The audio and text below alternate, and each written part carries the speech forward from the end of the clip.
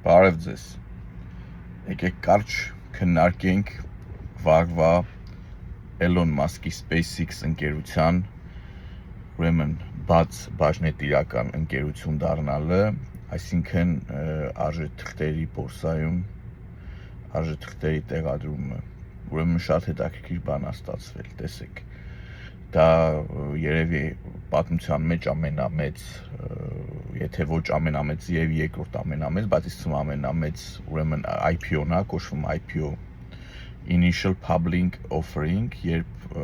փակ բաժնետիրական ընկերությունից դառնում է բաց բաժնետիրական ընկերություն, այսինքն ցանկացած մարդ կարող է մտնի եւ արժեթուղթ գնի, ուրեմն տեսեք, մոտավորապես գնալու է, այս վերջի մի քանի օրվա մեջ 75 միլիարդ դոլար եւս ներդրում են ստացել եւ մոտավորապես 1.8-ից մինչեւ 2 տրիլիոն ընդհանուր գումարով պետք է ուրեմն դառնա բաց բաժնետիրական ընկերություն եւ արժեթղթերը տեղակայվեն բորսայում, ուրեմն մոտավորապես 42-3%-ը Elon Musk-ինն է դեռ, այսինքն եթե այս գնով ուրեմն գործարքը կայանա, Elon Musk-ը կհարստանա եւս մի 700-800 միլիարդ դոլարով ու կարողությունը կկազմի մոտավորապես 1.5 տրիլիոն դոլար, կդառնա առաջի մեգա տրիլիոնատեր էլի աշխարհի, ուրեմն մյուս հետաքրքիր հանգամանքը այն է, որ մոտավորապես 4000 աշխատող եւ ավել դառնալու են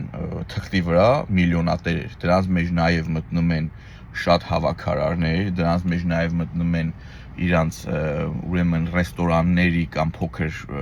կաֆետերիաների աշխատակիցներ, որոնք մի մասը արժեթղթով ստացել աշխատավարձը, մի մասը կեսով կես են արել, ուրեմն մոտավորապես 100 մարդ եւ ավելի դառնալու է 100 միլիոն դոլարից ավելի սեփականատեր, կախված արժեթղթի տատանումներից, մոտավորապես երևի մինչև 10-15 հոգի դառնալու է դոլարային միլիարդատեր, ուրեմն top executive աշխատակիցներից, այսինքն մենեջերներից, ու ընդհանուր առմամբ մոտավորապես 4000 հոգի դառնալու է միլիոնատեր։ Ուրեմն տեսեք, SpaceX-ը հիմնադրվել է